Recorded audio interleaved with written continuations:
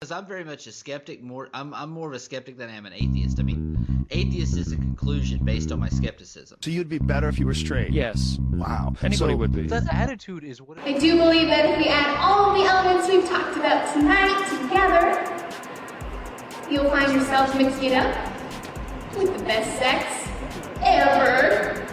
Results may vary. Hello, Apostasy Now fans. This is Smashlock coming to you from Fanshawe College, and we're about to get mind-fucked by Laci Green. Best sex ever. We are consenting to our brains being entered. For the bad guys. Resist it while you still can, and before the right to complain is taken away from you, which will be the next thing. Space, completely anonymous. We will not know who it comes in for.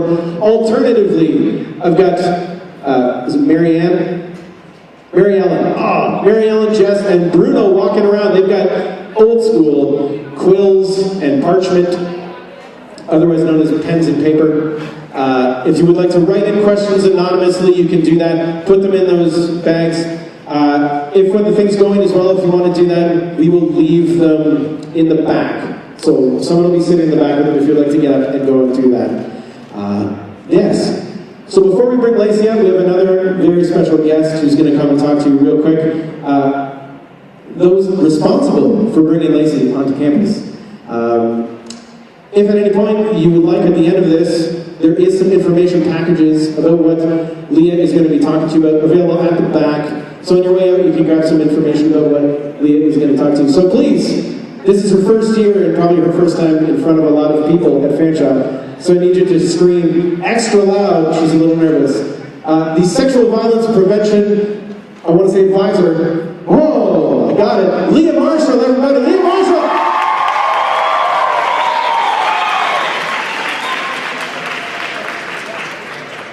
So is everybody as excited as I am to see Laci Green?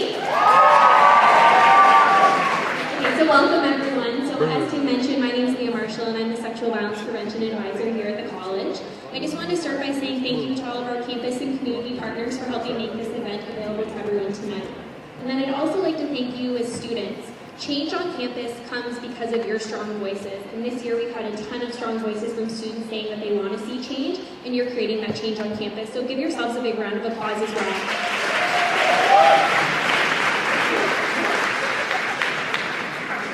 So now to Laci. So whether it's 50 plus reasons why she's a feminist, my personal favorite, or topics such as intersex, masturbation, relationship, sex with disabilities, or how to self-care, Laci provides a sex education that you never had in school, but you definitely should have. Laci's YouTube channel has over 1 million followers. It's called Sex Plus, and it starts essential conversations that we need to be having. So Laci's ripple effect is seen actually all across North America and in 125 countries around the world. For example, this week, Laci actually provided some sex education to Kanye West. Does anybody know what I'm talking about? So Laci actually helped destigmatize some sexual practices that we've heard Kanye quite enjoys. So when I was thinking about how to introduce Laci, and I thought about her video, How to My College. In this video, Laci says, if you're going to college and you're doing it right, then you're going to learn a shitload of things. So I hope that's exactly what happens for you guys tonight, and I won't keep you waiting any longer, so please help me in welcoming Laci Green.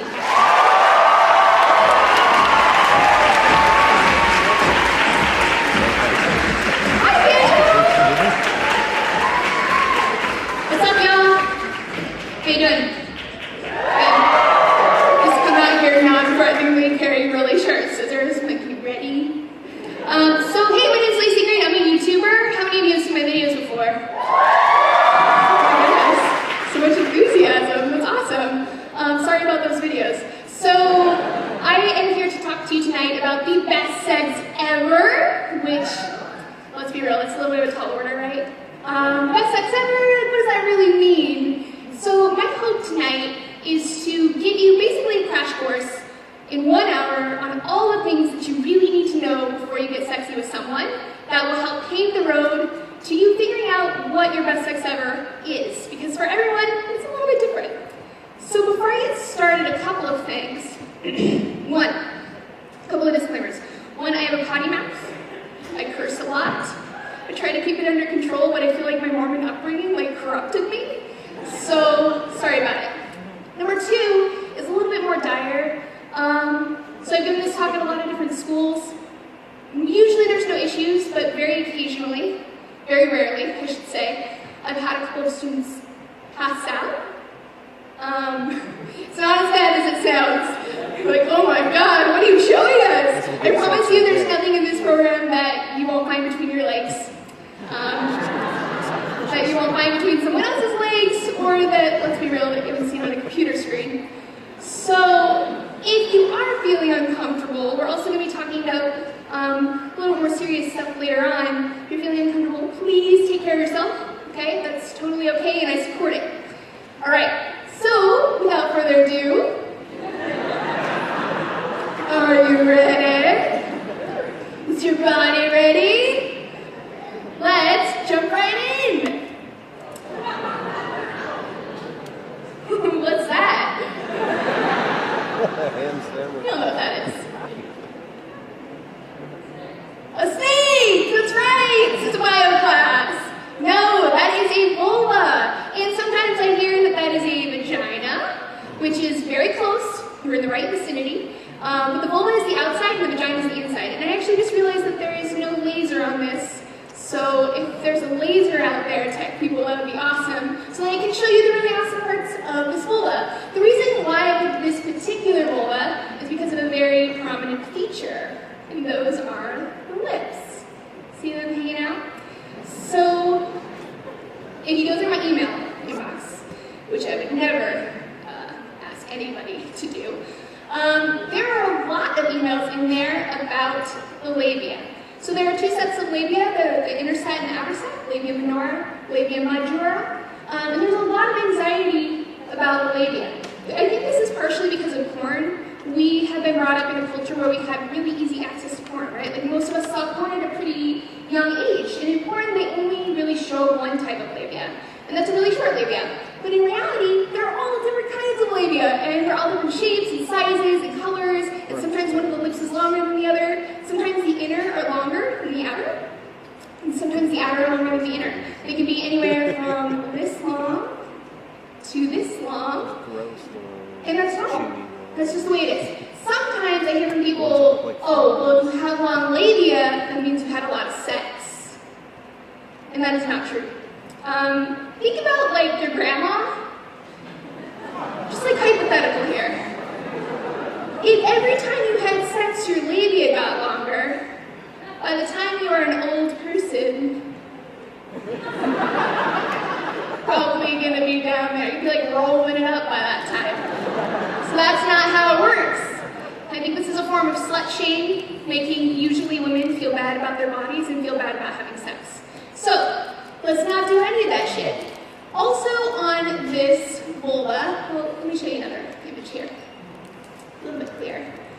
So, I want to talk about pubic hair. You'll notice that on the last one, there's very tiny little strip. I think they call that a landing strip, Brazilian. I can't keep up with the pubic hairstyles, truth be told.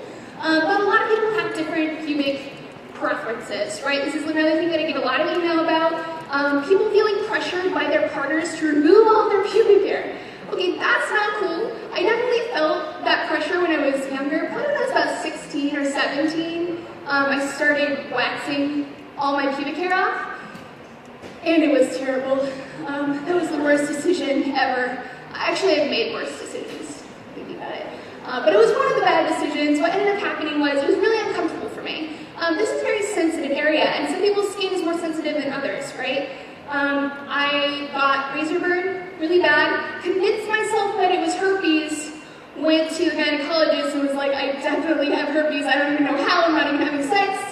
And she was like, you need to calm down, you're a little out of control. It's not herpes, it's just razor burn, stop waxing your pubic hair off. And then I did. So the moral of this story is that you can do whatever you want, including waxing, but it doesn't mean your body's necessarily going to like it, so you should do what's comfortable for you, and also let your partners do what's comfortable for them. After all, you're not the one that has to walk around with it every day, right? So it's not cool to tell partners what to do. So on the vulva, there are 3 holes, okay? I don't have a pointer, but there's one at the top, and that is the urethra. Okay, there's one in the middle, that's the vagina. Star of the show, everyone knows about that one. And then there's the anus, your butt. So we are going to talk about all of those holes. But before we talk about the holes, we're going to talk about my favorite body part of all, and that is the little mound right at the top. Who knows what that is? The clitoris! Yes! I honestly have so much love for the clitoris, it's just, I get emotional about it. It's just really beautiful and amazing. And so many good experiences from that tiny little nub. So, the clitoris. Let's talk about the clitoris. The clitoris, I think, is an underrated body part in our culture, and people don't really pay enough attention to it. There's lots of different sizes, and you'll see that it's covered by a little hood there. It's kind of peeking out of the hood in this picture. And what happens is the clit kind of hides behind the hood, and then when you get turned on, and it fills with blood, it'll poke out and say, hey. And the amount that it pokes out varies from person to person. When it fills with blood, it becomes more sensitive. There's thousands and thousands of nerve endings that are packed into this tiny space, which is why for some people it's actually so pleasurable that it might actually be a little painful. And some people prefer some stimulation on the sides of the clitoris rather than directly on it. This body part is responsible for the vast majority of orgasms that anyone with a vulva will have. Now this is key, because a lot of time the ways we talk about sex in our culture is that sex is like this, and orgasm is like this, right?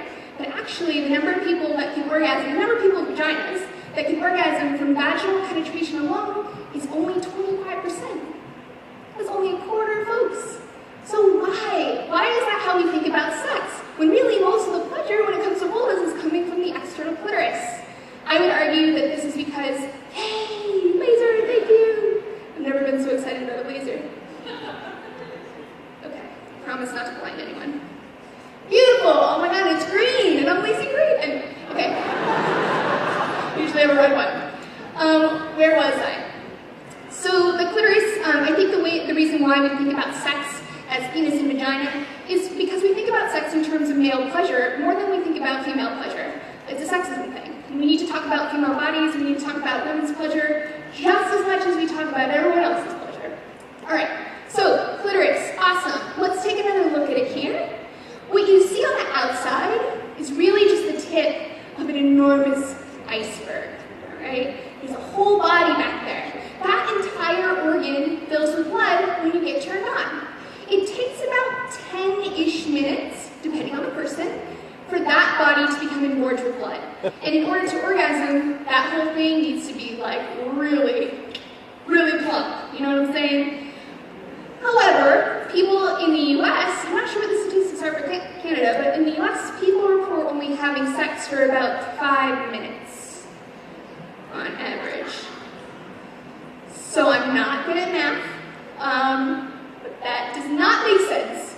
And then people wonder why so many women particularly have trouble figuring out how to orgasm, right? We're not paying attention to the clitoris and allowing adequate time for the arousal process to take place. So, how many of you have heard of the G-spot? Yeah, you have. You're not raising your hand, you are either lazy or lying, and I understand the lazy part. So the clitoris, the inside, what we think of as the G-spot is actually the clitoris. It's more of a G area. It is the back side of the clitoris that is accessed through the vagina. So the G-spot is typically 1 to 2 inches in, come hither motion, toward the front of your body. That's the G-spot or G area. For some people it's really sensitive, some people are like, I don't really feel anything. It's a little different for everyone, and that's going to be a running theme tonight. Everyone's body is a little different, so you have to just figure out what works for you and for your partner. So the G-spot is responsible for what many know as ejaculation, or female ejaculation, squirting, ejaculating. There's a lot of words, I can't really keep up with them all. So what is going on with squirting? What is going on with ejaculation? A lot of people think that you're just pissing on your partner. Turns out, no. Okay. How do we know this? Well, very recently actually, 7 brave women went in and squirted for science. They They went into a lab, they had sex. What they had the participants do was pee before they had sex, so their bladders were empty, and then they monitored them and watched what was happening with their bodies as they were getting turned on and as they were orgasming and squirting. What did they find? Well, they found that the bladder was filling up with fluid while they were getting turned on. And then, when they were orgasming, their bladders were emptying. But the fluid that came out wasn't pee. It was actually chemically similar to semen, but without the sperm. A very dilute version. So there is actually a difference between squirting and ejaculating. So that's squirting, right? It's usually coming from the urethra, and it's a lot of fluid. Like, you're not gonna miss that shit. It is there. You're like, whoa, it's a fountain. Sometimes like a quarter of a cup of fluid, could be even more, right? Ejaculating is a little bit different. It's a little bit subtler. You may not even notice that you're doing it. So ejaculation comes from the paraurethral glands. So in this area right here what we're looking at is, this is the vagina, right, going up to the uterus. This is the urethra where you pee from, and then the bladder over here, bladder over here. So there are these little glands, little tiny glands that surround the urethra, and they produce some liquid, and then they expel that liquid through the Skene's glands, which are two tiny little ducts that are beside the urethra. Really, really tiny, and they'll expel some fluid when you ejaculate. It doesn't squirt, and it can be about a teaspoon of fluid, but you may not notice. Sometimes it's like, wow, that got really wet all of a sudden. You may have just ejaculated. So about 60% of the population that has vulvas will ejaculate at some point in their life, squirt at some point in their life, and usually it happens without any warning. You know, it doesn't happen the first time you ever have an orgasm. It'll be much later, and you're like, holy shit. What just happened? And then y'all email me. You're like, oh my God, Laci, oh, look at what happened tonight. So thank you for those stories. It's very beautiful. So ejaculation, that's a thing that happens, and it's okay. Oh, also, sometimes people ask me, can I train myself to squirt? No. Some people do not have as complex of a network of glands. They just don't have the equipment for it. So everyone's a little bit different. So don't like freak yourself out if you can't train yourself to do it. Your body's not inadequate, okay? This is not like some special party trick that you can learn, right? This is just how bodies work, and that's it. Okay, so who knows what this is? Squiggly part right here. Any guesses? Hymen! Yes! That is the hymen! Oh my God, if we're talking about the clit being an overrated, underrated body part, this is a very overrated body part. This body part has so much cultural significance in our society, which is really strange because medically, biologically speaking, the hymen is the most insignificant body part ever. It is like a cuticle for your vagina, really. All hymen is a very thin membrane that's left over from when the vagina is being formed in utero, before you were born. So hymens have lots of different configurations. Here are a few of them, right? Everyone's a little bit different. What is important to note here is that the hymen does not cover the vagina, all right? Hymens do not pop, they do not tear, they should not bleed, all right? This is a myth that we are fed, a rather violent myth about our bodies, that I think is also entrenched in sexism and some weird sadism, maybe. Like, ooh, it's so hot when you feel pain. I don't know, it's a little weird. All right, so there should be no pain. If you're feeling some pain the first time you try to put something in your vagina, remember to start slow and small, okay? Work your way up, walk before you can run, all right? Use lots of lube, all right? That's always a great thing. It's gonna reduce the friction. Go slow, okay? If you don't do those things, if you go too fast, put something in that's too big, and don't use lube, you could actually tear that little membrane, and then it's just gonna kind of sting. It might actually burn a little bit and bleed, all right? So that's not good. Proper hymen care is pretty simple. Once you stretch it out, you're good. You're good to go. You shouldn't have any sort of pain or intense feelings anymore from that once you stretch it out. And different people will need it stretched out a different amount, as you can see. All right, so what do you notice about the vulva on the right? Yeah, you're right. Versus the vulva on the left. It's white! And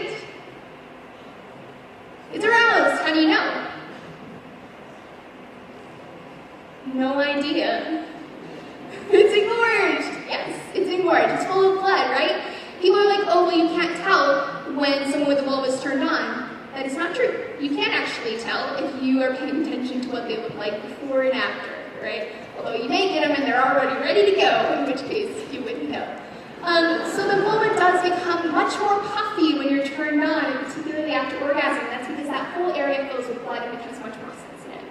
Now, as for natural lubrication, when I was younger, I thought, okay, so the way it works is I get turned on, and then my vagina is just going to be like, shh. Right? There's like a little faucet in there somewhere that turns on. As it turns out, that's not how it happens. Okay, natural lubrication is affected by a variety of factors, including your sexual desire, your age, your weight. People who go through menopause, they have less lubrication. It's actually linked to estrogen production. So folks with more estrogen tend to produce more natural lubrication, and those levels will fluctuate throughout your life. However, when you are turned on, your body will usually produce a little bit of lubrication on its own. Some come through the vaginal walls, and also you may get a few drops from the Bartholin's ducts. These are on the left and right of the vagina, right? Just like the Skene's glands are a little higher. So Bartholin's will put out a few drops of fluid. Also, discharge is a thing, right? Discharge is how your vagina cleans itself. It's the reason why you shouldn't put any perfumes or soaps or dyes or, God forbid, bleach. Okay, I've heard that a few times actually. People are like, my vagina's really dirty. This is another myth we're fed, right? Your vagina's really dirty and it needs cleaning. So people put all kinds of detergents and stuff in their bodies. Don't do that.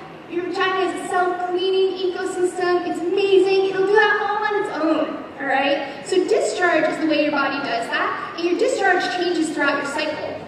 Particularly during ovulation, which is the period when you can get pregnant, you will produce more discharge. And you'll notice that it'll be sort of slick and clear, right? Other parts of your cycle, it's more creamy and thick. During your ovulation, it'll be like an egg white. That's how you can tell you're ovulating, actually. So your discharge is like an egg white, it sort of sticks between your fingers. So that can also contribute to lubrication as well. In general, though, it's a great idea to use lube, no matter what kind of sex you're having, whether it's with vaginas, penises, butts, particularly with butts, because butts don't produce any lubrication of their own. We'll talk about that in a second. So lube is great. Water-based lube is the go-to. Right? I actually just posted a video that really breaks down lubes. So if you want the one-on-one on that, check it out. But in general, water-based is going to be best for those purposes. Okay, so we've talked about vulva things when it comes to pleasure. And now I want to talk about penis-y things. So here's the thing though. There is a gradient of genitals. There's a spectrum.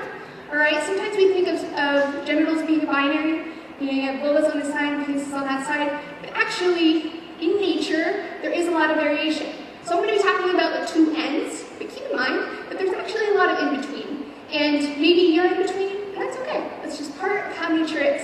So let's talk about the penis when it comes to pleasure. The main parts of the penis are the shaft right here, the head down here. This is an uncircumcised penis. So you see the foreskin kind of covering the head down here.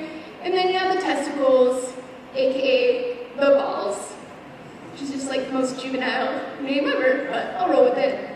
So here's the thing about penises. Sometimes I get email where people are like, I want to give my partner the best fucking blowjob ever. Like, amazing blowjob. The problem is, every time I do that, I feel like I'm going to throw up. I'm like, okay, we just went from 0 to 100 right now, so let's back up. When it comes to pleasuring a penis, you do not need to go to your lungs, alright?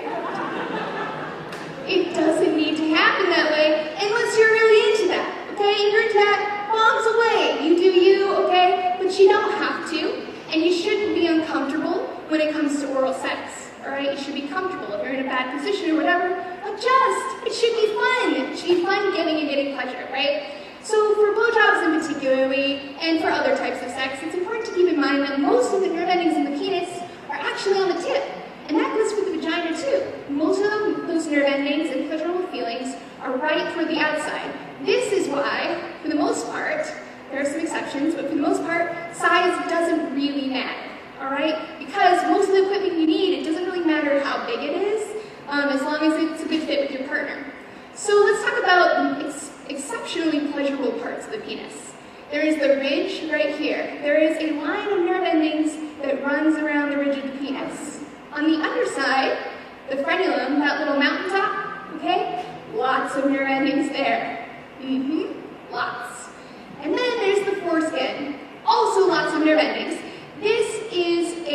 circumcised penis. Now for circumcised penises, it's a little bit different. Sometimes these spots aren't quite as sensitive, particularly the foreskin. So let's talk about the foreskin for a sec. By the way, when one of my friends made this GIF, and when he sent it to me, I stared at it for way too long. It's very mesmerizing. I feel like I'm putting you all in a penis trance right now with that thing. But this is not a trance. I just want to lay it out about foreskin because I am a really big fan of foreskin. Here's the perspective I'm coming from, okay? I think that sexual pleasure is a natural and healthy thing, and that if people want to enjoy it in a consensual, healthy manner, they should. I also think there's nothing wrong with your body. There's literally nothing wrong with your body, okay? Especially little infants born. What? It's a beautiful, perfect being, right? So the idea that we need to cosmetically alter bodies and genitals right after you're born in the form of routine infant circumcision is very distressing to me. Not only because of the implications that it carries, it does not have solid health benefits. It's been debunked over and over and over again. I have a video on this as well with lots of resources that you can check out. But on the whole, it doesn't reduce STIs any more than good sex education and or condom access. So on those grounds, it's a little bit weird that we do this to so many babies. It's less common in Canada. So you guys are a little bit ahead of the curve. The numbers are falling off dramatically, as it turns out. These numbers were just updated. It used to be 72% in the USA. So we're getting there, all right? We are educating people. Masturbation, or circumcision, actually started as an anti-masturbation campaign. And it started in, was it the 70s? With a guy named Kellogg. That Kellogg. Crunch, crunch, yeah. So the guy who made Kellogg's Corn Flakes and all the Kellogg cereals was really anti-masturbation, like had a really weird obsession with it, and went on this crusade all throughout the states trying to convince parents that masturbation was going to corrupt their children. And he went on this huge thing where he started encouraging routine infant circumcision, and parents that were scared and thought there were health effects, or that masturbation was going to ruin their child's life, they cut the foreskin off. So the roots of this practice are very sex negative, and it's worth talking about because masturbation isn't so bad. I'll talk about that in a second. Okay, last stop on the genital train, we're going to talk about your butt. Yay! That's what I like to hear. The good news is you all have a butt. Alright? So now we are all in the same boat together. Hashtag Team Butt. So, yes, just like High School Musical. So there are a few things that you should know about butt stuff. First off is the anatomy. Okay? A lot of people who are approaching anal play, they don't take the time to learn a few things, and as a result, have rather unpleasant experiences. So here's what you need to know. When it comes to butt stuff, most of the nerve endings are actually on the outside. Yeah, the majority of the nerve endings are right along the outside of the anus. So if you're a little curious about butt stuff, you don't even have to do anything penetrative to try to experiment, right? As you move into the anal cavity, it is not the nerve endings that are so pleasurable as much as the pressure. The pressure can feel really nice, particularly if you have a penis. Talk about that in a sec too.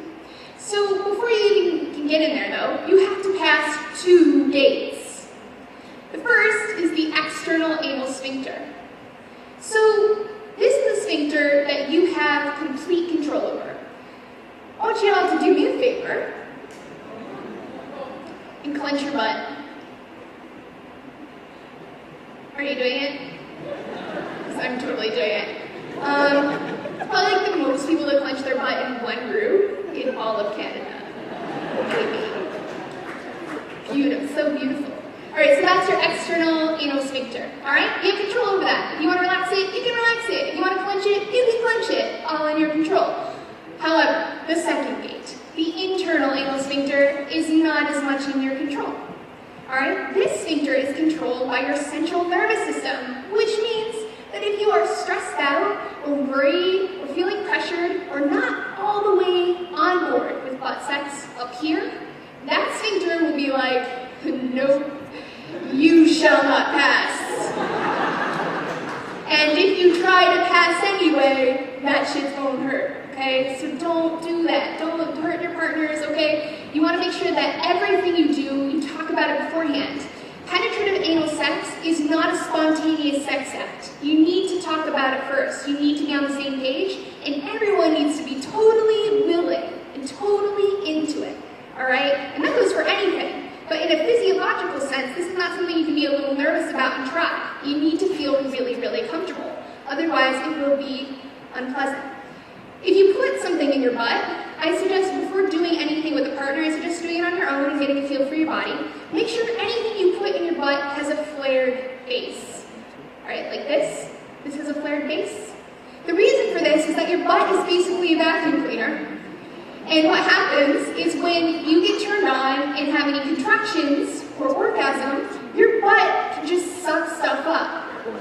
I'm not even kidding. That is how 4,000 people end up in the emergency room in the US every year. All kinds of stuff stuck in their butt. Actually, one of my friends works in an emergency room and she was talking to me about this. All the types of things that people come in with it stuck in their butt. She's like, why? Just flared bases, people, why? Usually vegetables, but all kinds of stuff, right? All kinds of stuff. I saw one picture online, which I fact-checked and I could not even believe my eyes. Someone got a Buzz Lightyear figurine stuck in there. Talk about you got a friend in me, right? But wings were even open, like you could have spread those first, you know? So just make sure that you're using something with a flared base, something that's a little wider, to make sure that things don't get stuck in your butt. Also, like I said before, butts don't produce any natural lube, so make sure that you're using a lot of lube as well. And anuses are more prone to tears, which means it's easier to contract and transmit STIs, so you want to be really careful and use condoms always for everything, but particularly for anal sex, you want to be really careful. All right. Why is it so much more pleasurable if you have a penis to put stuff in your butt? The answer lies in the prostate. Good old prostate. Yes, this is what I wanted Kanye to know about. So, it was interesting. How do you even call it the Kanye thing? Where he was like, I don't touch that area. Yeah, like implied he never actually wipes his ass. That was a little weird. So here's the thing about prostates. This is basically a gland that is inside the anus, about 2 inches in, condylar motion. All right, it's basically the same as the other G-spot we were talking about, the vulva in the vagina. So same sort of thing. Now this gland can produce orgasms all on its own, right? All by itself, separate from your standard penile orgasm, right? So there's a lot of stigma though about prostates, and I think that there's a few different reasons for that. One is that, well, it's in your butt, right? People are like, my butt, it's so scary! But I promise you, your butt is not that scary. And, you know, it's with you all the time. It's always got your back. So, it's there. It's good. It's okay if you're not into it, absolutely. But I think that it's something that people could be challenging a little bit more. I actually think the main reason, though, is not that people are freaked out about butts, because we see all these people that are really into anal sex, you know, straight guys in particular, who are like, think it's so cool, they really want to try anal sex. And that's chill, but then they're scared of prostate stimulation, right? And I think that there is a stigma that is related to homophobia, particularly. This idea that if you have something in your butt, that it makes you gay. But that's not how it works, all right? How you use your body does not make you gay. That is part of how you feel about other people who you're attracted to. And even if it did make you gay, so what? Being gay is fucking awesome. So let's all chill out about it. I think there's some gay love in here. So there's also this masculinity thing, right? Which is, I think, what we saw with Kanye.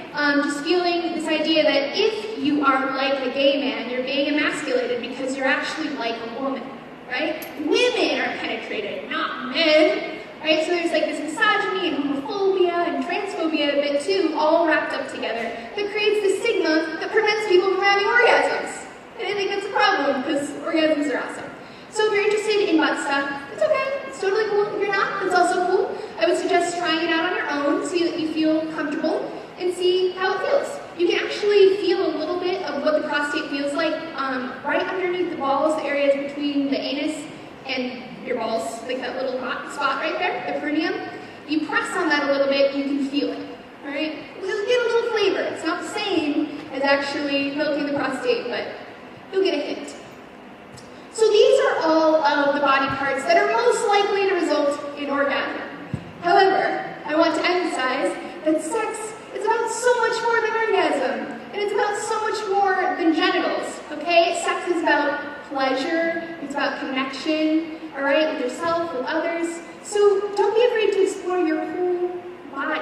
When you're turned on, different parts of your body will light up and feel really good, and you should be free to explore that and experiment with a partner. I think that you will discover things, everyone will discover things, that they didn't know felt so amazing. That's a big part of creating your best sex ever.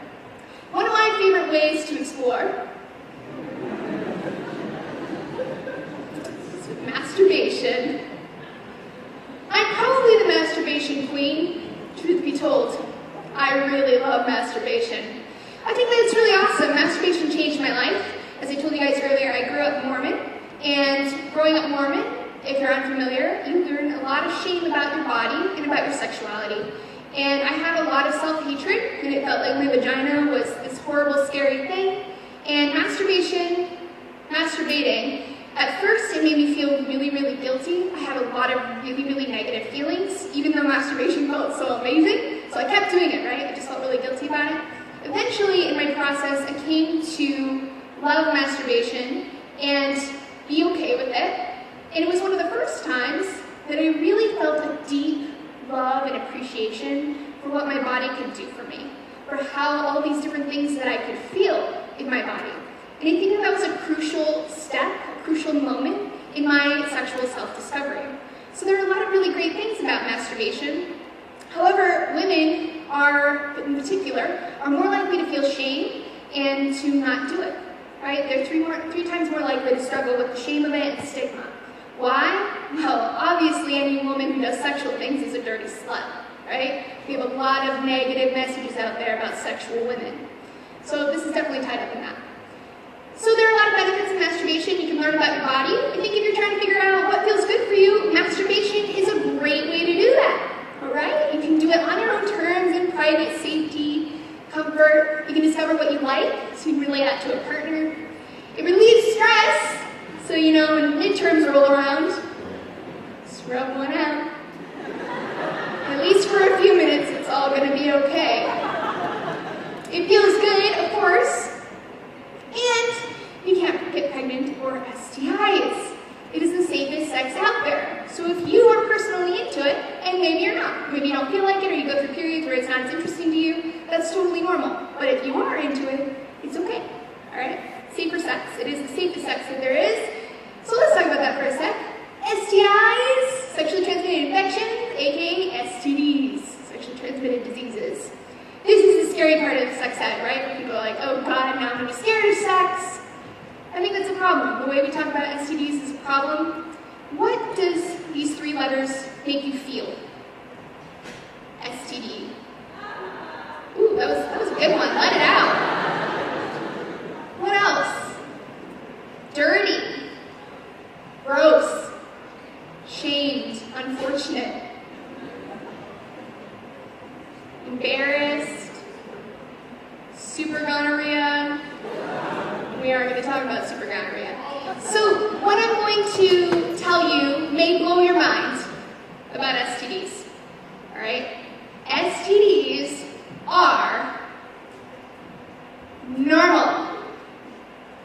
Yeah. I know. So loud. Yes. STDs are normal. They're a normal part of life. Just like all the other germs and bugs and bacteria and viruses that human beings give each other, in every other context, sex is just another context that we do that. All right? STDs are also preventable, right? You can keep yourself STI-free with some good practices, and they're often curable. Okay? None of these is going to dramatically change your life. Most of these will not dramatically change your life.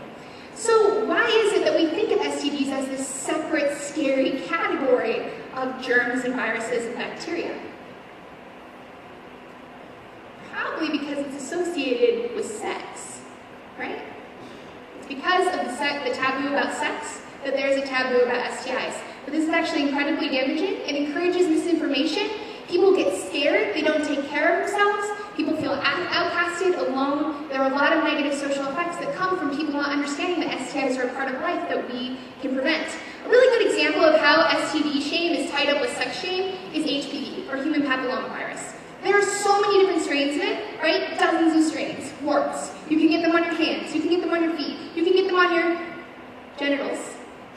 It is the same exact virus. Same virus, all of those different warts, right? And yet it's only genital warts that's seen as this special, scary one that says something about your character, about your future, right? And that's because it's related to sex. So I'm going to give you a crash course, really quickly, brief rundown, the very basics, the absolute minimum that you need to know about STIs before you get sexy with someone. These are the most common STIs that happen in college campuses.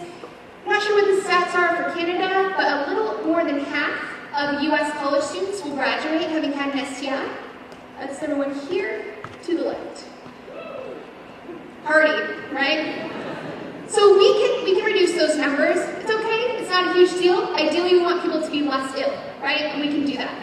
So, let's first talk about chlamydia. This is the most common one of all. There are usually no symptoms for chlamydia. This is actually the case for every STI. Usually no symptoms. That's good news, right? You could have an STI and it's not going to dramatically change your life. That's bad news because you could have an STI and you don't know it, and if it causes damage because you don't do anything about it, that's a problem. So chlamydia in particular, this is a bacterial infection, and if it's left untreated, particularly because you don't know you have it, it can cause infertility.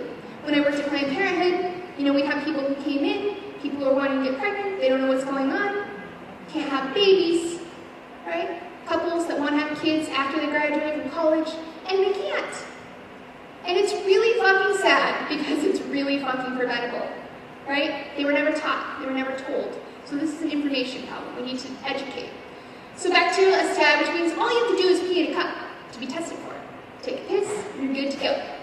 It's curable, you'll take a round of antibiotics, there are different kinds, but usually for about 2 weeks you'll take an antibiotic, no sex, and then you don't have chlamydia anymore. That's it, practice safer sex next time. Gonorrhea is very, very similar. It's the most common cause of pelvic inflammatory disease, which is the most common cause of infertility. Again, usually no symptoms. Bacterial, usually curable. Now, when I first started teaching at high schools, I guess almost 10 years ago now, gonorrhea was always curable. It was always curable with an antibiotic. But in the last few years, and it's actually thanks to Toronto, first place that we found super gonorrhea in North America. All right, that was where the first outbreak was. This is gonorrhea that does not respond to antibiotics. Gonorrhea that cannot be cured. All right, so that's a problem. There are people with super gonorrhea in every state in the US now, all over Canada. All right, it has spread. It's still relatively rare compared to the big pool of gonorrhea, but it's out there, and it's worth knowing that that's a thing that exists. So be careful. All right, HPV or warts. Good news about warts, 90% of cases go away on their own. 90% of cases, within 2 years, they go dormant. You'll have HPV, then it'll go away, you'll never have to deal with HPV again. Usually no symptoms. It's really important to note that the types of HPV that are cancerous never have symptoms. All right, the cancerous ones, you'll never have warts. So the good news is, if you have warts from HPV, it's a non-cancerous type, right? You will have warts, and that sucks because people don't like the aesthetic, but it's not going to give you cancer, okay? It's otherwise relatively harmless. All right, so the bad news is that HPV, certain strains can cause cancer. And not just cervical cancer, which we talk about a lot, right? It's how people usually talk about HPV, but it can also cause penile cancers, anal cancers, throat cancers, all types of cancers, all right? So this is not a good thing. There are now vaccines. We have the newest vaccine, I think, treats 11 or prevents 11 strains of cancer-causing HPV. Yay! I actually just finished my series. It's really awesome that we have a vaccine that can do this for us. In the United States right now, we're going through this really weird thing where people are like, hey, I don't want to get vaccinated. Let's bring back polio. It was really fun. Measles? Yeah. I want some of that. I don't know what the fuck people are thinking, all right? I think that honestly it's like a scientific illiteracy thing. Maybe there's some valid stuff, some people who can't get vaccinated for health reasons, but on the whole, most people should be getting vaccinated because, it could save your life. This is transmitted just by touching. contact with friction is how it spreads. So that's why it's very, very common, and also why it's very, very important to protect yourself, because how you go through your life if you're a sexual person never having contact with someone, right? Every sexual act you do puts you at some risk, and particularly if you sleep with men, men cannot be tested for HPV, although you can be vaccinated. So go get vaccinated, everyone before you're 27. All right, HSV or herpes. This is the one that scares people the most, right? And I think it's because in sex ed class, if you had sex ed class, it's like the rainbow drip out of someone's genitals, right? Like big blisters. Okay, that's not how most herpes are. The good news is that even though this is really, really common, it's mostly harmless, okay? No cancer, no infertility, and also most cases of it are relatively mild. You might get like one little blister or have a little itchy spot, and that's herpes. And people don't realize that's herpes, right? They think it's not herpes unless they have a really bad outbreak. So this is also very contagious. We call it glitter in the sex ed world, right? It's everywhere! Everyone who touches it, it is there, and it doesn't go away. Just like HPV, because it's a virus, once you have it for good. So this can transmit, worth noting, we're coming off a cold sore season, but just in general, you can transmit HSV from mouth to genitals. If you've ever had a cold sore, that's HSV1. HSV2 usually lives on the genitals, but either strain can live in both places. So if your partner has a cold sore, maybe don't have oral sex right now. Skin-to-skin contact, that's how it's transmitted, that's why it gets everywhere, and it is tested for with a blood test and visual screening. So it's kind of hard to test for herpes, and doctors don't like to do it because so many people have it, and that's why for many people, herpes is just kind of like a part of life. It's like a rash. And actually, it wasn't even a very big deal, herpes, until Valtrex came along and made a big fear campaign about how herpes is really terrible. When you talk to really old people who have herpes, which I have, they're like, oh yeah, it's just my little rash. They don't even think about it as like this big, scary thing that we think of it now. So it is basically like a genital rash. And it's not going to really hurt you. Oh, the only way that herpes can hurt you is if you get it in your eye. Don't get it in your eye. Okay. Just don't touch your eyes in general. All right, 50% of those cases cause blindness. All right, last one, the biggie. Right? We can't talk about STIs without talking about HIV/AIDS. You've all heard of this before. You probably know the rundown, but just in case, this is how it's transmitted: through blood, breast milk, vaginal fluid, pre-cum, and semen. So basically, anything that's coming out of your boobs, coming out of your veins, coming out of your genitals can carry HIV. All right. HIV, obviously, this is a virus. It goes into your cells and it causes them to replicate, right? It replicates itself in your body. This can cause a lowered life expectancy. This is the most recent numbers across all of North America, actually. This includes Canada. For people of color, the life expectancy with an HIV diagnosis is 58 years. For white people, it's 72. That's right. Why is there such a huge discrepancy based on race? Any guesses?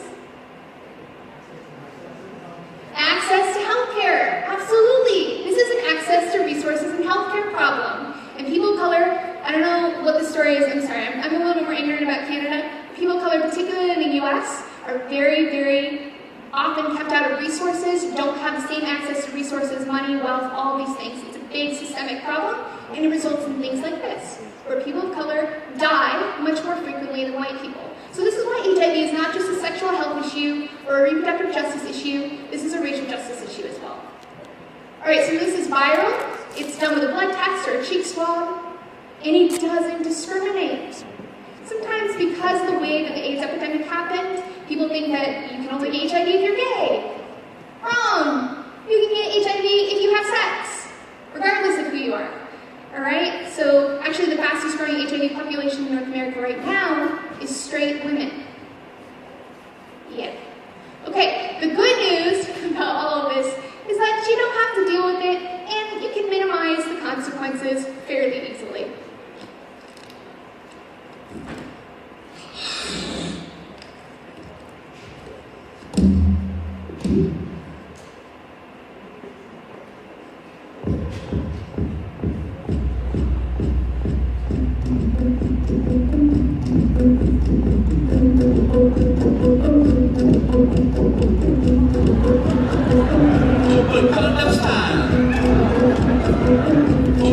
condom style.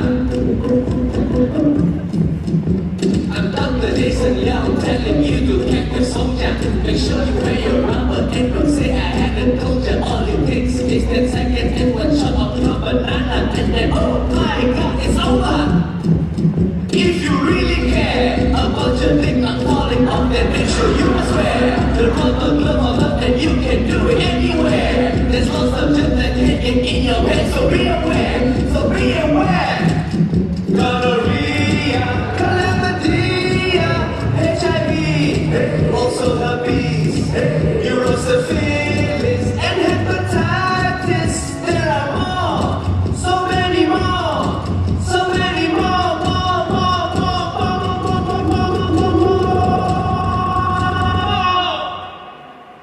Open condom style. Condom style. Open condom style. Condom style. Open condom style. Hey, little baby. Open condom style. Hey, no STD.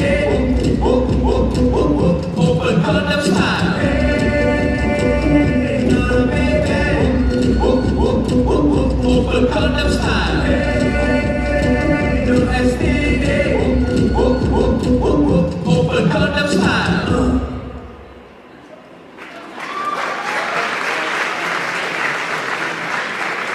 That whole thing with condoms? That's amazing. I'm like, why is everyone more creative than me?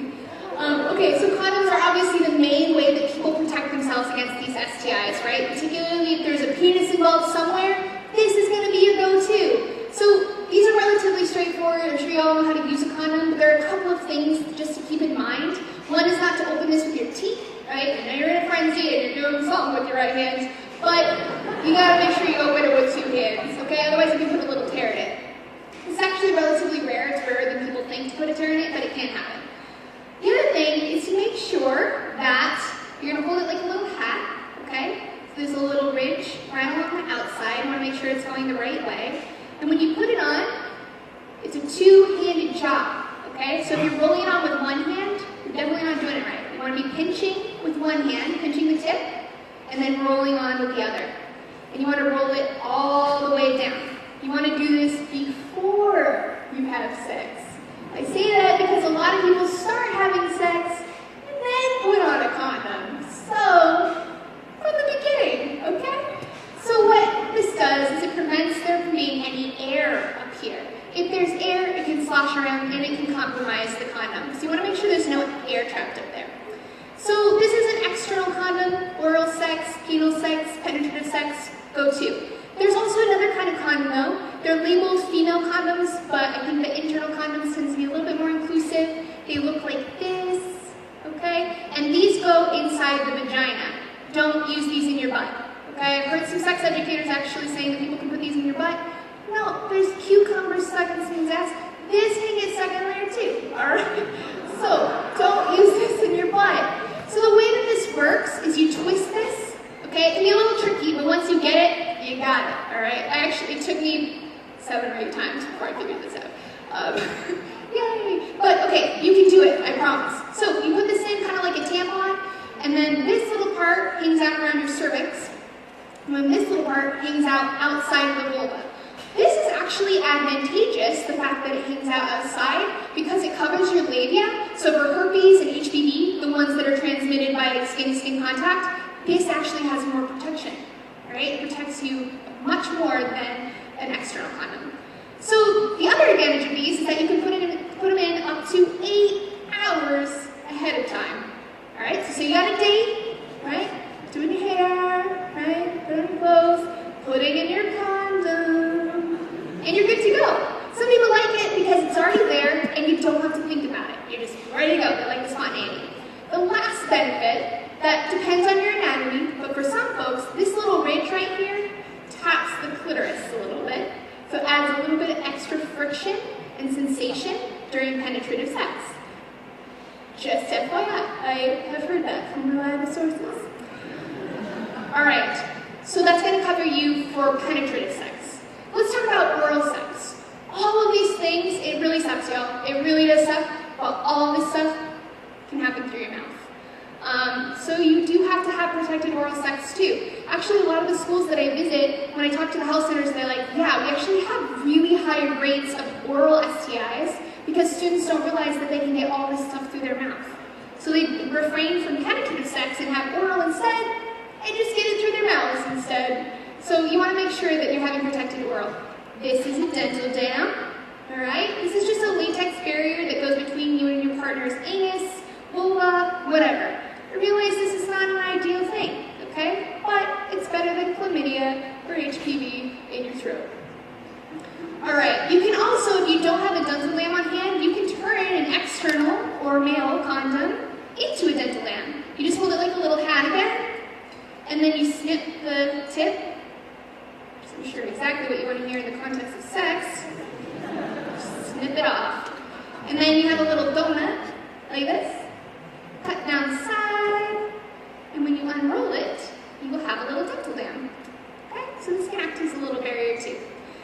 All right, so oral sex to vulva to anus, that should mostly have you covered for STIs. Now, if you have a cut on your hand, that's blood, right? Or if you have sharp nails and you could cut your partner and be exposed to their blood, that's where something like gloves becomes handy. And when I was in college, I went through a period where I was like so on the safe sex train. I had a little STI scare and I was like, I'm gonna have the safest sex ever. And then I got myself some latex gloves. And actually, this ended up being so much fun just for pleasure purposes too. What happens is that it smooths over your nail bed and your nails and your cuticle, and it makes everything really soft. So when you like finger your partner or do whatever you're doing with gloves, everything feels way nicer. It is awesome. It basically turns your hand into a sex toy. Add a little bit of lube. It's a fun night, right? Easy way to spice it up a little bit. Okay, the last thing I'm going to tell you about is mostly just because they're so freaking adorable. And that is little finger condoms. Oh no, I put it up the wrong way. Wait, no, I didn't. There we go. Okay, well, it's a little bit hot. But you get the idea. These came from the food service industry. It's supposed to keep blood out of your food from people who work in restaurants. But it can also keep your blood out of your partner's everything. Oh, and if you are first experimenting with prostate play or something, and you're a little bit freaked out by it or whatever, sometimes wearing these can add a little bit of protection so everyone feels like, oh, it's not as gross or whatever. Okay, so that's the rundown on how to keep yourself safe. The other thing to keep in mind is that you gotta get tested, all right, regularly. Ideally, this is the gold star standard. You wanna get tested before each new partner. That's gonna put you at your lowest risk, okay? Followed by at least once a year, usually gonna catch the infertility and stuff. And then very minimum after unprotected sex, you wanna wait at least 2 weeks after unprotected sex, or you may get false negative. All right, so know your status, get tested regularly. This is an important part of taking care of yourself and your partners, and it's gonna put you at ease of mind so that you feel, a sigh of relief, right? You know everyone's safe and you know how to have sex that's protected. Okay, so let's do a quick review.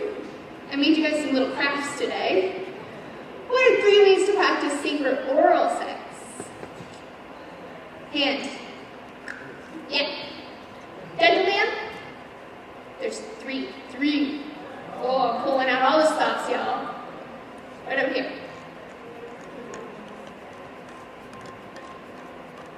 Yes, and your makeshift dental dam. Beautiful. Good work.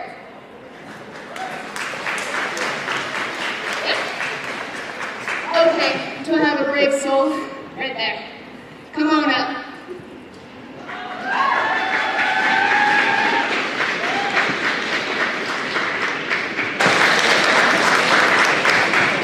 What is your name, my dear?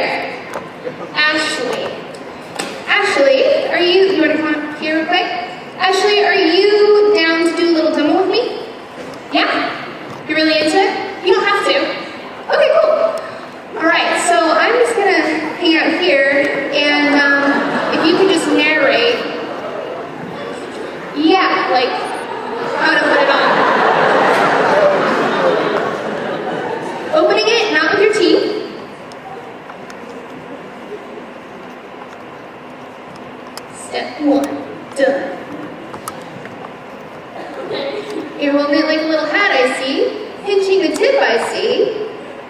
pulling it on, I see. Beautiful, nice work. It's like a champ. Awesome. Reach the tip and roll. Thanks for your help. All right, last one. The 5 fluids through which HIV is transmitted. What are those 5 fluids? Do I see a hand back there? Really loud. Breast milk. Got the boobs down.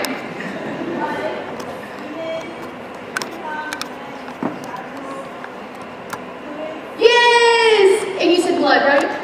Yay! Awesome! Here you go. So sometimes, actually relatively often, almost every time, I'll hear saliva. Nice work. I'll hear saliva as a way that HIV is transmitted. You will not get HIV from making out. Yay! You might get mono though. Alright. So, we have stopped at a few very important stops on our journey to the best sex ever, and there's one more stop that is arguably the most important stop of all.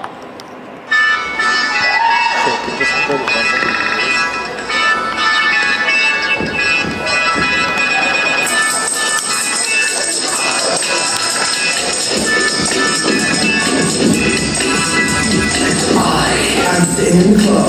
I feel it's not hot enough until you walk in. It's like, oh my god. Then again, I don't believe in God. I believe in you, and that's the truth. I wanna get close to you and get up inside your space. What are you doing? You don't even know this woman. She's a mind your thing. She knows what you do. She's a human being. She's got a brain. I remember everything you say, which reminds me of my friends talk about you. Anyway, tell me what things to do. No, that's what I'm trying to say. Let's let this out to the right extent. This guy wants you, but only with your consent. Only with your consent. Only with your consent. Only with your consent. Oh, if you got it, the time to make this kind of moves.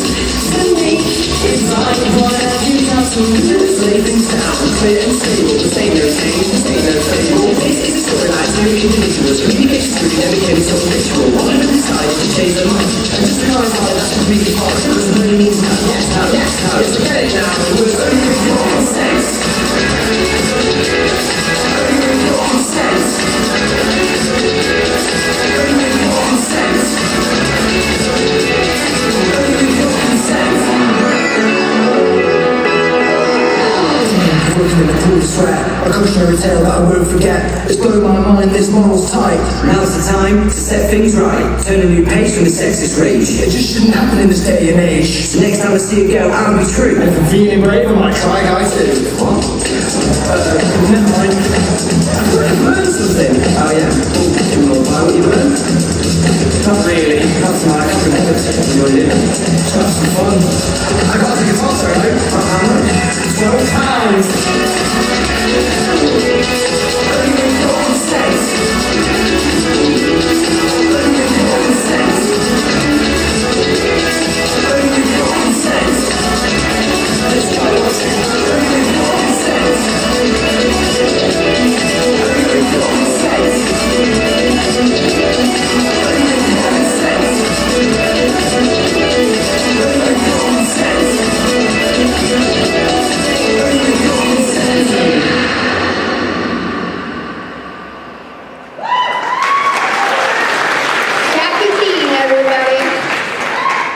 Video with a few exceptions, which I'll talk about. Consent! What is consent?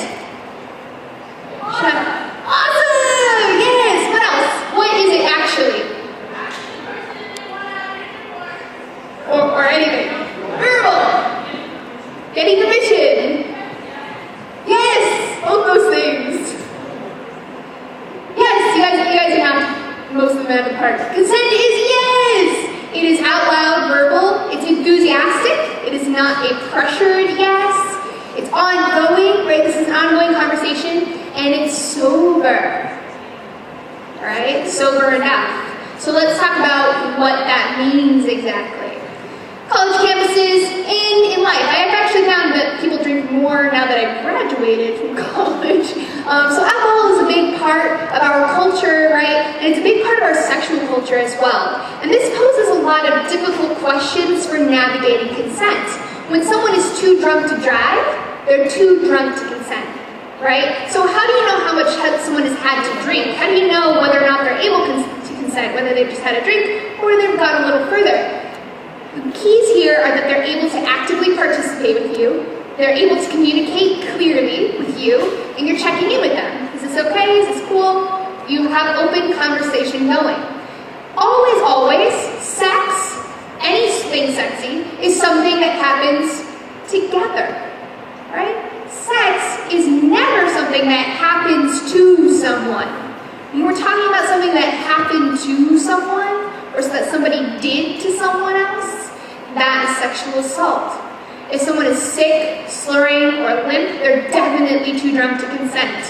If they're unable to communicate clearly with you, definitely too drunk to consent. And if you're not checking in with each other, you're putting yourself in a position to cross lines. So, around the room, there are some cards, okay? Take a moment. Yes, green cards and red cards. You may have sat on one. So just make sure it's not under your butt.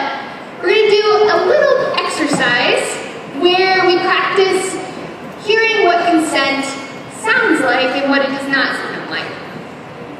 All right, so if you have a green card right now, I'm talking to you. If you have a red card, hold it for a second. All right, so I want to go around the room, and when I call your number, if you have a card, I want you to read off your best, most enthusiastic consent. Okay? I'll start. Number 1, this is so hot. Number 2, are you into this? Number 3, number 4, number 5, can I touch you here? Number 6, number 7, do you like that? Number 8, I feel so good. Something going on back there. Number 9. And number 10.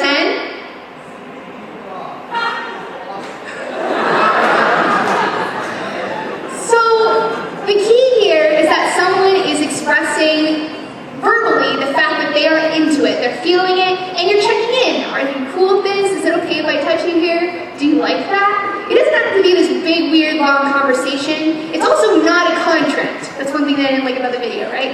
Consent is not a contract. So maybe you're enjoying it and totally into it at one point in the exchange, and you later are just not feeling it as much.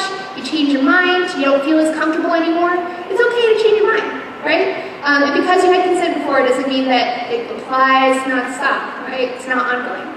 So you want to make sure that both people are really, really excited and into it, and that means creating an atmosphere where it's okay for someone to be like, I'm not really sure right now, or no thanks. We need to feel free to say what we're feeling.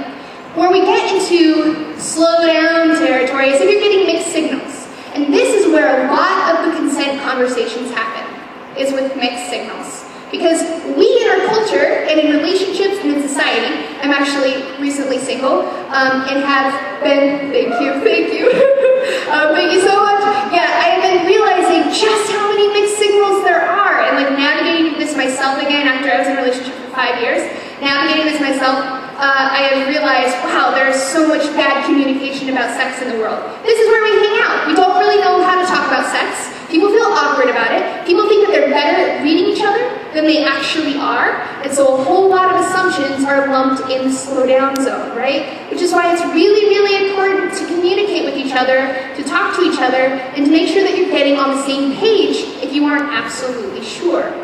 When we get into absolutely not zone, the whoa there stop zone, if someone is asleep or passed out, don't fucking touch them.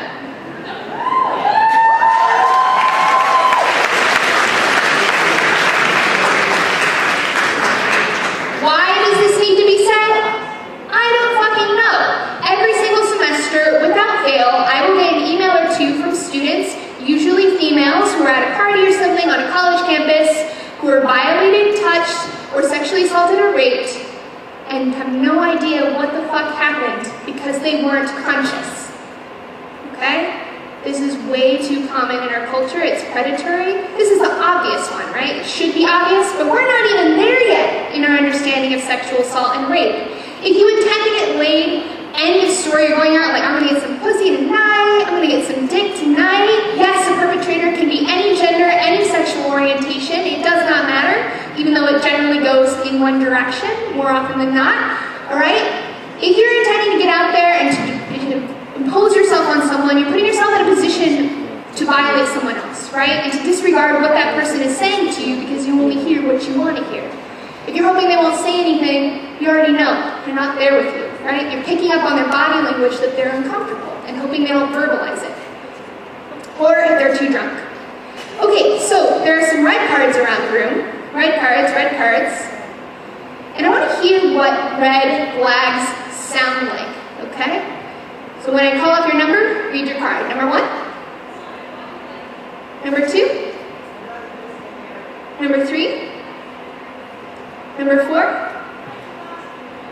Number 5. Number 6. Number 6. Number 7. Number 8. Number 9. And number 10. Listen. You hear that? Silence.